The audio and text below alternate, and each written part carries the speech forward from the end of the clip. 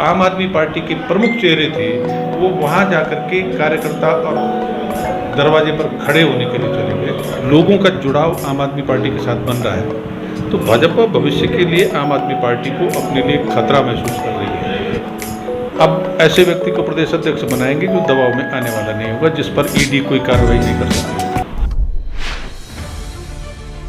नमस्कार, आज मैं मौजूद हूँ आम आदमी पार्टी के देहरादून मुख्यालय में और हमारे साथ वरिष्ठ समाजसेवी नेता और आम आदमी पार्टी के समन्वयक श्री जोर सिंह बिष्ट जी हैं। जानने आए हैं कि क्या चल रहा है, आखिर क्या भारतीय जनता पार्टी आम आदमी पार्टी से डर रही है या अब आपको कुछ भय होने लग गया है भाजपा का? सर, क्या चल रहा है? एक एक करके सारे सेनापति जा रहे हैं। देखिए, पंजाब में जिस तरह से जनादेश आया और वहाँ पर 92 सीटों पर आम आदमी पार्टी के विधायक जीत करके आए, उसका संदेश पंजाब से के जो सीमावर्ती राज्य हैं हरियाणा और हिमाचल, वहाँ पर गया। माननीय अरविंद केजरीवाल जी, माननीय मनीष सिसोदिया जी और हमारी पार्टी के जो नेता थे, उन्होंने आगामी जो विधानसभा के चुनाव इन दो राज्यों में होने वाले हैं उनके लिए जो तैयारियां शुरू की, वहाँ पर जो रैलियाँ की, उसमें जो जन सैलाब आया,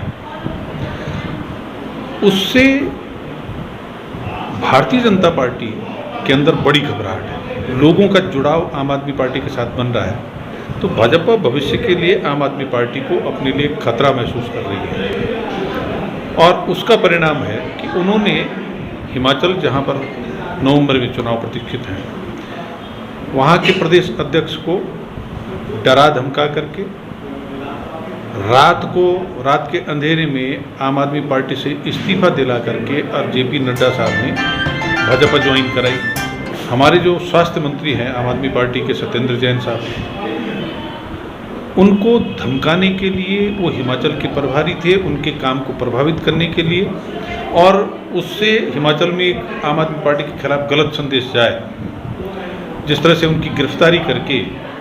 और जब ईडी ने घर पर छापेमारी कर, ईडी ने सोने के बिस्कुटों करोड़ों रुपए की बात हो रही, वो नज़दीकी बताए जा रहे हैं ना जैन साहब के।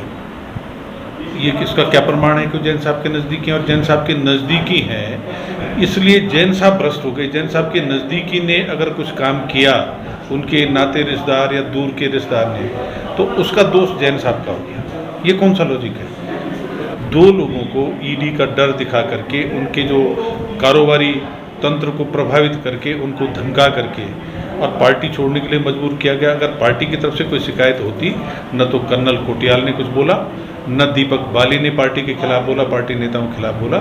उनका असहज महसूस कर रहा हूँ। असहज आम आदमी पार्टी की कार्यप्रणाली से नहीं महसूस कर रहे थे, वो भारतीय जनता पार्टी के दबाव से असहज थे।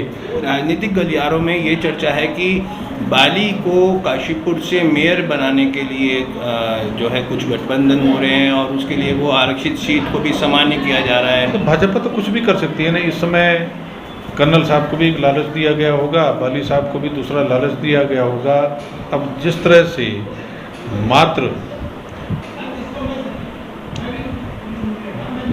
18 दिन में कर्नल कोटियाल का कोई नाम नहीं ले रहा, कोई दूर दूर तक कहीं खबरों में नहीं है। जिस दिन तक वो आम आदमी पार्टी में थे, उस दिन हर दिन उनका नाम और फोटो चमक रहा था। आज प्रदेश से गायब हो गए, तो अगले 15 दिन में बाली साहब भी प्रदेश से गायब हो जाएंगे। किस मेयर की आप बात कर रहे हैं? पर सर, ऐसे में अगले 15 दिन में आपके जो नए प्रदेश अध्यक्ष आएंगे, तो क्या गारंटी है कि वो भी नहीं टूट के जाएंगे? हो सकता है फिर ऐसे कोई दबाव भाजपा से आए। अब ऐसे व्यक्ति को प्रदेश अध्यक्ष बनाएंगे जो दबाव में आने वाला नहीं होगा, जिस पर ईडी कोई कार्रवाई नहीं कर सकती होगी। 18 तारीख को हमारे प्रभारी जी आ रहे हैं।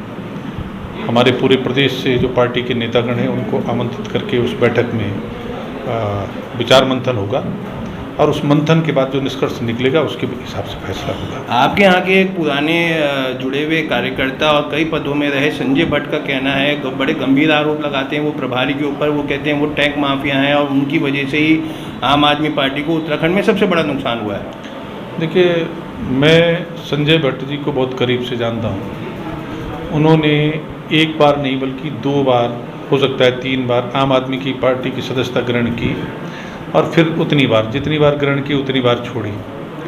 तो तो अभी संजय भट्ट को तय करना है कि वो तीसरी बार या चौथी बार आम आदमी पार्टी में कब आते हैं और उसके बाद आम आदमी पार्टी के गुणगान कब करते हैं। तो जोत सिंह जी, जो सीनियरिटी बन रही है, बस एक लास्ट सवाल है कि जो सीन अब बन रहा है, जो सीनियरिटी सामने आ रही है, आम आदमी पार्टी नुकसान में जा रही है इस समय।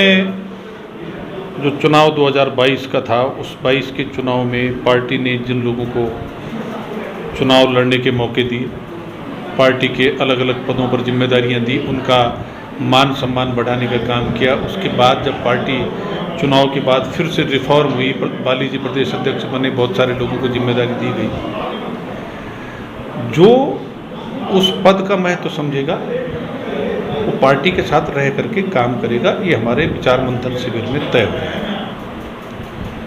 जहाँ तक रहा भाजपा का सवाल, इस देश में जो संविधान है वो लोकशाही का है। प्रजातांत्रिक प्रणाली से सरकारें चुन करके आती हैं और उसमें विपक्ष का भी स्थान है।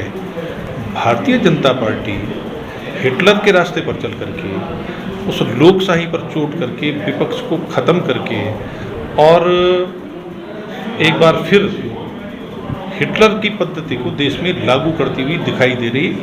उन्होंने पूरे देश की संपत्ति बिकवाली पर लगा रखी है और उसके साथ साथ वो एक चुनाव के बाद दूसरे चुनाव की तैयारी में लग जाते हैं। आपने देखा भाजपा की हल्द्वानी में जो कार्य समिति की बैठक हुई, उसमें इस बात पर चर्चा नहीं होती कि सरकार का कामकाज कैसे हम ठीक करेंगे, लोगों की जनाकांक्षा पे खरा उतर करके कैसे दिखाएंगे, बल्कि वो कहते हैं कि मिशन 2024। समझ रही है। सवाल सर अभी भी वही है कि प्रदेश अध्यक्ष के तौर पे आने के बाद दीपक बाली जी का जाना आम आदमी पार्टी के भविष्य पे किस तरह का असर करेगा? कोई असर नहीं करेगा। आम आदमी पार्टी के जो निष्ठावान कार्यकर्ता है, एक व्यक्ति गया ना, उसके अलावा बाकी तो सब पार्टी में है। सर उससे पहले एक बड़ा चेहरा करने को गए, मैं कह रहा हूँ जिनको पार्टी ने सर्वोच्च सम्मान दिया वो दोनों गए और दोनों ने बजाय इसके कि उस मान सम्मान का सम्मान करते, उन्होंने अपने को उस सम्मान से वंचित करते हुए जो आम आदमी पार्टी के प्रमुख चेहरे थे वो वहाँ जाकर के कार्यकर्ता और दरवाजे पर खड़े होने के लिए चले गए। आम आदमी पार्टी जो उसके जिम्मेदार और निष्ठावान कार्यकर्ता है, उनके बलबूते पर पूरे प्रदेश में फिर से अपना पूरा संगठन खड़ा करके अगले 6 महीने के अंदर आपको मजबूत ताकत के रूप में दिखाई देगी।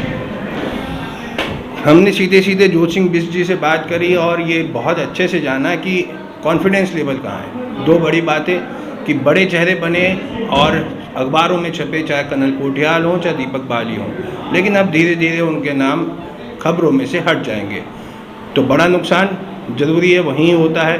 इसके साथ साथ आम आदमी पार्टी 6 महीने में पुनः अपने आप को संगठित करके उत्तराखंड में फिर दमदार तरीके से आएगी और भारतीय जनता पार्टी के ऊपर के आरोप जिस तरह से विपक्ष के रूप में आम आदमी पार्टी लगाती है, महंगाई को लेके या अन्य बातों को, वो जस के तस है। बहुत जल्दी देखेंगे 6 महीने बाद फिर क्या उभर के आता है। तब तक बने रहिए लाइव उत्तराखंड के साथ। धन्यवाद।